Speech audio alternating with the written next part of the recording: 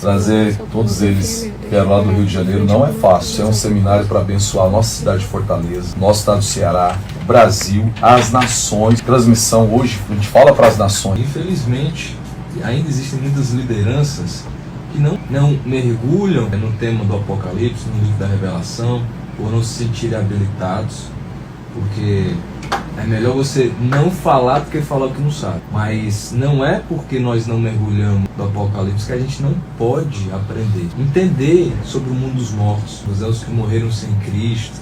Será que eles já estão sofrendo? Será que eles já sabem disso? E aí? Essas perguntas vão ser respondidas aqui nesses dias? O quê? Eu falei que essa aula do mundo dos mortos é uma das aulas mais impactantes desse seminário. Quando eu fiz essa aula, pela primeira vez, eu me converti nesse seminário, né? Na aula do milênio. E a aula do milênio, ela é mais na frente um pouco do que a aula do mundo dos mortos. Mas nessa aula do mundo dos mortos, quando na ocasião o pastor Damásio ministrou, e é ele que vai ministrar aqui também, eu fiquei impactadíssimo com essa aula. Explica muitas coisas. Vai virar uma chave na cabeça do crente que ele vai começar a ver a Bíblia de uma outra forma. E vai entender coisas que ele jamais entenderia sem saber isso. A gente não veio só falar da última semana. Como é que você vai passar pela tribulação? Às vezes as pessoas não entendem isso, que tem que passar pela tribulação, porque não sabem o que estão esperando. O prêmio, eles não têm entendimento do prêmio. É um viés de interpretação que não é pregado hoje em dia, principalmente no Brasil. Está escrito isso aqui, mas eu prefiro ficar com o que já está estabelecido. Então foi pensando nisso que nós tivemos a ideia de fazer um seminário com os textos da patrística, com os textos dos primeiros cristãos. Então a gente tem uma seleção de textos de discípulo de apóstolo João, discípulo de Paulo, Pedro, né, de Pedro, bispos que foram nomeados pelos apóstolos. Escreveram vários livros. A gente tem um acervo de livros. Chama de livro, mas provavelmente seriam cartas que eles escreveram. Eram isso.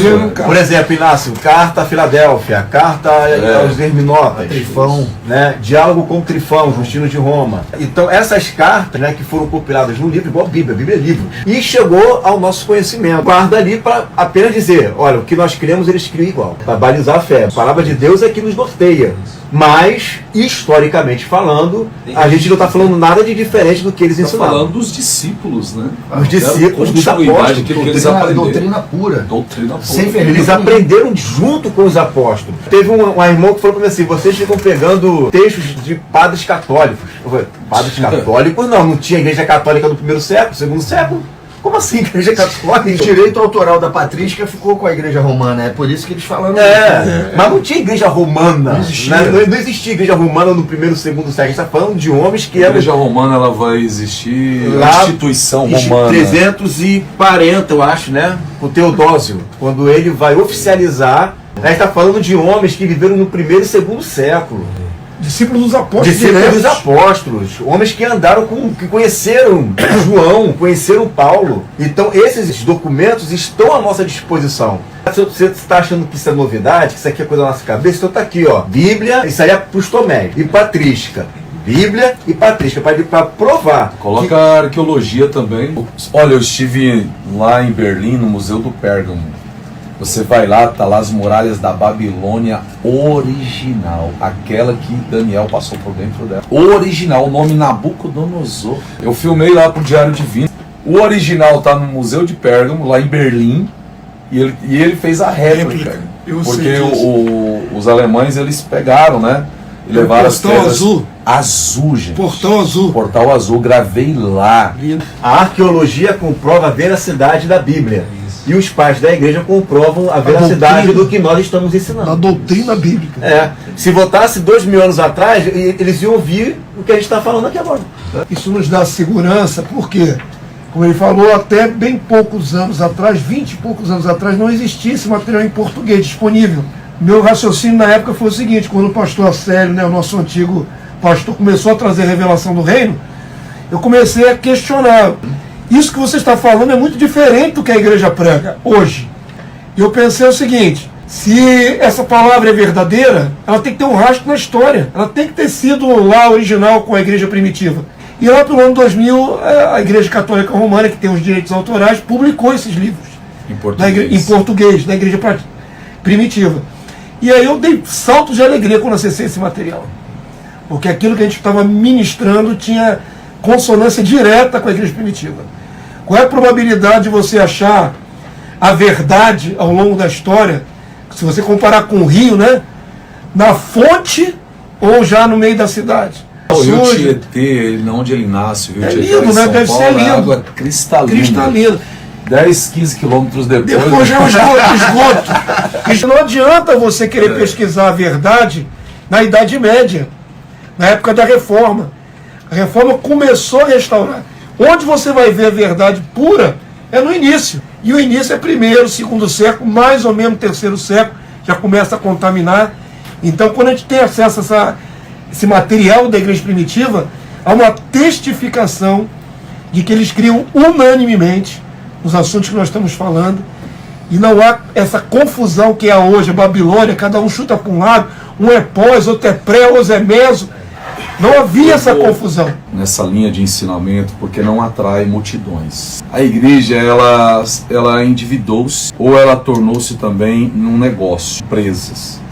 Então a empresa, ela vive do capital. Tem que criar mecanismos, criar meios para atrair as multidões, para dar aquilo que elas querem ouvir. Por isso, esses entretenimentos. Não está errado falar de fé, de cura, de libertação. O problema é o mecanismo. Porque, por exemplo, Deus deu a promessa a Abraão e só cumpriu 25 anos depois. E não foi numa campanha de 7 semanas. De querer fazer a fé um produto, e aí você é obrigado a dar um resultado rápido para o consumidor. Porque se ele levar muito tempo, ele acaba abandonando.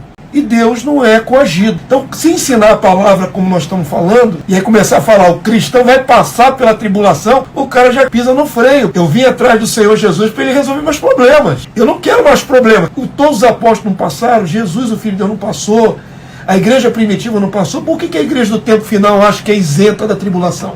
Porque o pessoal foca só na tribulação. E não na bênção. Você conhecer a verdade, ela alimenta algo em você chamado esperança. Tem que sair esse sistema para entrar o vindouro.